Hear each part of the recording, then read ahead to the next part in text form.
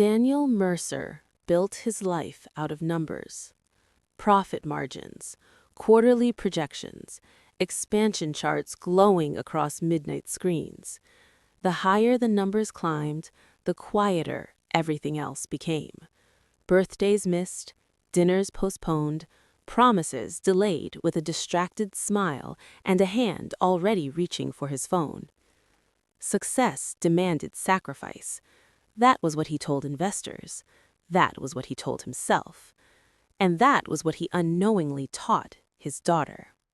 Emily Mercer was 7 years old and believed her father lived inside airports. Every evening, her nanny tucked her into bed while Daniel sat in another city negotiating contracts that would make headlines. Emily had invented a ritual to feel closer to him. She recorded voice messages on her small pink phone. "Hi, Daddy. Today I drew a horse. It kinda looks like a dog, though.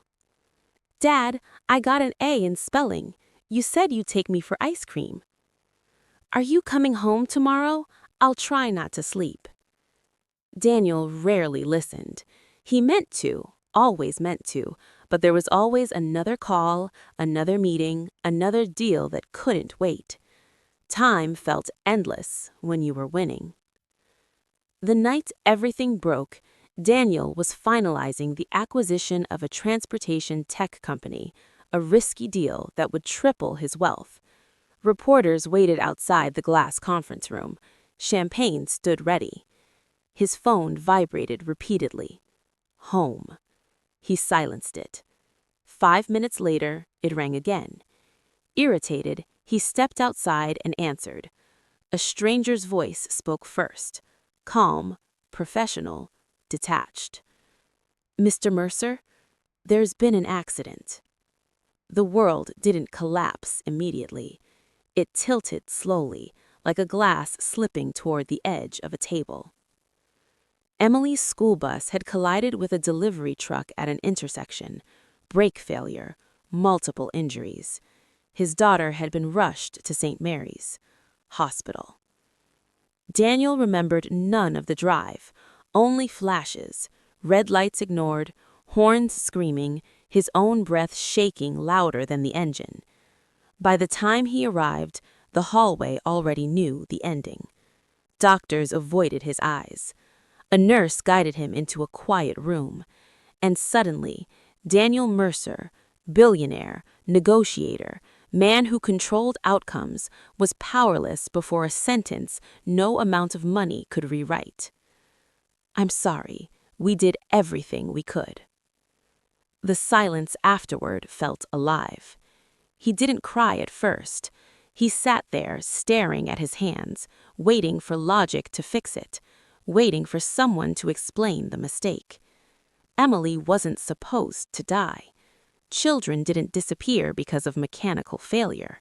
Someone had failed. Someone had allowed it. Grief turned into something sharper, a slow burning need for blame. The police report arrived days later. The delivery truck belonged to Halcyon Logistics, a rapidly expanding shipping company known for aggressive deadlines. Investigators suspected neglected maintenance records, faulty brakes that should never have been on the road, negligence, carelessness, profit over safety. Daniel read the report again and again until rage replaced sorrow. He knew companies like that. He had beaten them in negotiations, destroyed them in acquisitions, and now one of them had taken his daughter. At Emily's funeral, rain soaked the cemetery. Tiny white flowers covered her coffin. Daniel stood frozen as people whispered condolences that sounded rehearsed.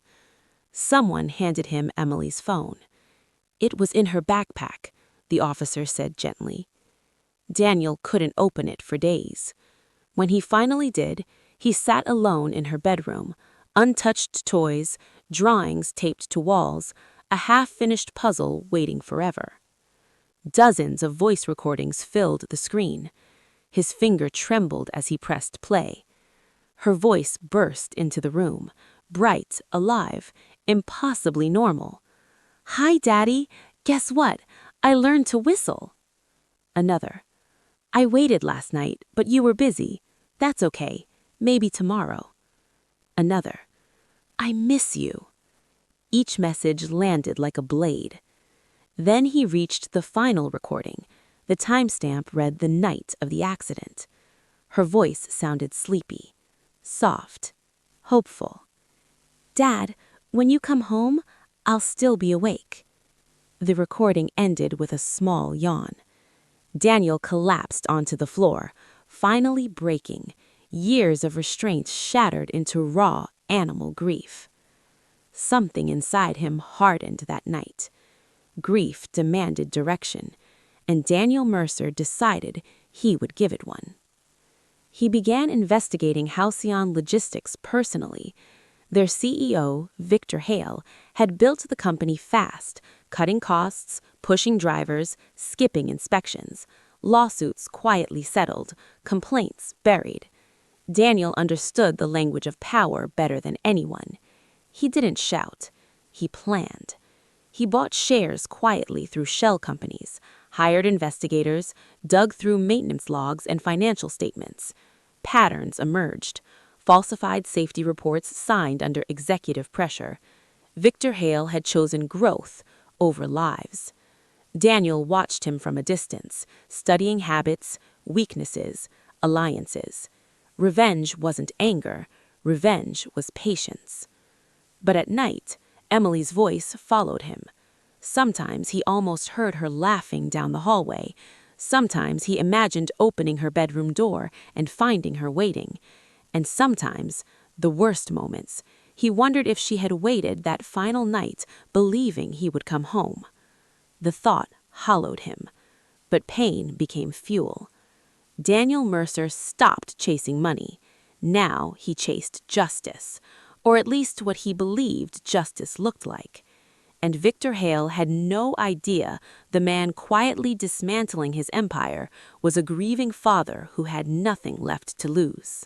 Daniel's revenge unfolded like a chess match played in silence. He never confronted Victor Hale directly. Instead, contracts vanished, investors withdrew unexpectedly, regulatory audits appeared at precisely timed moments. Anonymous evidence reached journalists exposing Halcyon's safety violations. Stock prices bled slowly. Victor fought back publicly, blaming competitors and market pressure, never realizing the architect of his downfall sat behind mirrored glass offices only miles away. Daniel watched everything. Each loss Hale suffered felt like repayment, but satisfaction never came. At night, he still listened to Emily's recordings. Her voice softened his anger in ways he hated. "What would you think of me now?" he sometimes whispered to the empty room. The final phase required precision. Daniel arranged a hostile takeover, forcing Hale into a desperate board meeting where evidence of negligence would surface publicly, destroying him legally and financially. The night before the vote, Daniel reviewed the archived documents one last time. One file caught his attention, a familiar logo, his own company. Confused, he opened it. The document detailed a supply partnership approved 18 months earlier, expedited shipping contracts requiring Halcyon to meet unrealistic delivery deadlines. A memo attached bore a digital signature, Daniel Mercer. He read further. Internal emails revealed pressure cascading downward, faster routes, reduced inspection downtime, maintenance delays justified to meet Mercer Industries' demands. The truck involved in Emily's accident had skipped inspection to fulfill one of those contracts. Daniel's breath stopped. The room shrank around him. He searched desperately for contradiction, some mistake, some forgery. There was none. Victor Hale had cut corners, but Daniel had created the conditions that rewarded those shortcuts. Profit incentives, penalty clauses, impossible timelines. He hadn't killed Emily intentionally, but his ambition had helped build the machine that did. The realization shattered the clean narrative he'd clung to. There was no villain simple enough to hate, only choices. His choices. The next morning, Victor Hale entered the boardroom expecting war. Instead, he found Daniel waiting calmly. Recognition dawned slowly on Hale's face. "You," Hale said. "This was you?" Daniel slid the documents across the table. "You were reckless," Daniel said quietly. "People died because of it." Hale laughed bitterly. "You think you're innocent? Your contracts pushed us past limits. Everyone wanted speed. Everyone wanted profit." Daniel didn't argue, because Hale was right. For the first time since Emily's death, revenge felt hollow, a weapon pointed in every direction, including himself. The board demanded a vote. Daniel could destroy Hale completely, end him, make the world believe justice had been served. Instead, Daniel stood. "My company shares responsibility," he said, voice steady despite the tremor inside. "I approved policies that encouraged unsafe practices." Gasps filled the room. Lawyers panicked. Investors stared in disbelief as Daniel publicly exposed himself alongside Hale. The takeover collapsed. Stock prices crashed. Within weeks, Daniel resigned, facing lawsuits and financial ruin. The media called him foolish. Some called him honorable. None understood the real reason. Punishment wasn't revenge. It was acceptance. Months later, Daniel sold nearly everything and established a transportation safety foundation in Emily's name. He spent his days lobbying for stricter inspection laws, meeting families who carried the same quiet grief. The work didn't erase pain, but it gave it direction. One evening, after a long hearing in Washington, he returned to a small apartment. No assistants, no marble floors, no endless calls, just silence. He played Emily's final message again.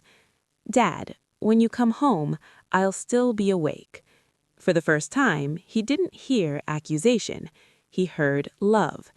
Daniel looked out the window as city lights flickered like distant stars. He finally understood revenge had never been against Victor Hale. It had been against the man he used to be, the one who believed time could be traded for success without cost. Emily had waited for him, and now, in every choice he made, he tried to arrive before it was too late for someone else.